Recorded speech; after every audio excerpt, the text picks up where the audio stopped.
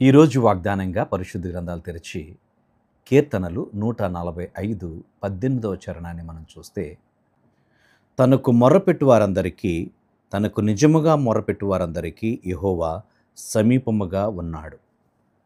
దేవుని నామానికి స్తోత్రం కలుగును గాక. తనకు మొర్రపెట్టు వారందరికీ, తనకు నిజముగా మొర్రపెట్టు వారందరికీ ప్రభువు సమీపంగా ఉన్నాడు అనేటువంటి విషయాన్ని దేవుని లేఖనంలో మనం చూస్తూ ఉన్నాం. ఎవరైతే దేవునికి ప్రార్థన చేస్తుంటారో, ఎవరైతే నిజంగా దేవుని సన్నిధిలో గోజాడుతుంటారో, ప్రార్థిస్తుంటారో, వారికి ఆయన సమీపంగా ఉన్నాడు అనేటువంటి సత్యాన్ని భక్తుడు మాట్లాడుతూ ఉన్నాడు. ఎవరికి సమీపంగా ఉంటాడు ప్రభు అని మనం ఆలోచన చేస్తే, ఫిలిప్పీయులకు రాసిన పత్రిక 4వ అధ్యాయము 5వ వచనంలో ఆయన అంటాడు, మీ సహనము సకల జనులకు తెలియచేయుడి అని చెప్తూ, ఎవరైతే సహనాన్ని కనుపరుస్తారో వారికి ప్రభు సమీపంగా ఉన్నాడు అనేటువంటి విషయాన్ని తెలియచేస్తూ ఉన్నాడు. ప్రభు మనకు సమీపంగా ఉండేవాడు, దూరంగా ఉండేవాడు కాదు. నీ బంధువులు, నీ స్నేహితులు, నీ మిత్రులు నిన్ను విడిచి దూరంగా వెళ్ళిపోవచ్చేమో. నీతో ఉన్నటువంటి వారు, నీ రక్త సంబంధులైనటువంటి వారు నిన్ను విడిచి దూరంగా వెళ్ళొచ్చేమో. కానీ నీవు ఆశ్రయించినటువంటి ప్రభువు నీకు సమీపంగా ఉండి నీకు సహాయం చేయడానికి సిద్ధ మనస్సు కలిగినటువంటి వాడుగా ప్రభు ఉన్నాడు అనేటువంటి విషయాన్ని నువ్వు జ్ఞాపకం చేసుకోవాలి.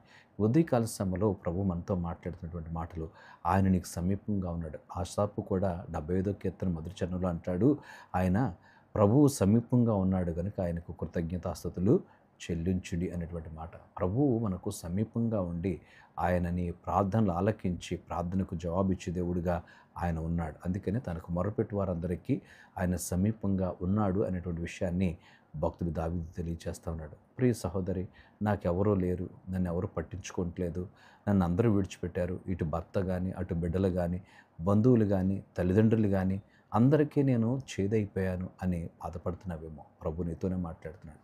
నీ చుట్టూ ఉన్నటువంటి వారు, నీ ఇరుగు పొరుగు వారు నిన్ను దూరం పెట్టవచ్చు, కానీ ప్రభు నీకు సమీపంగా ఉన్నాడు.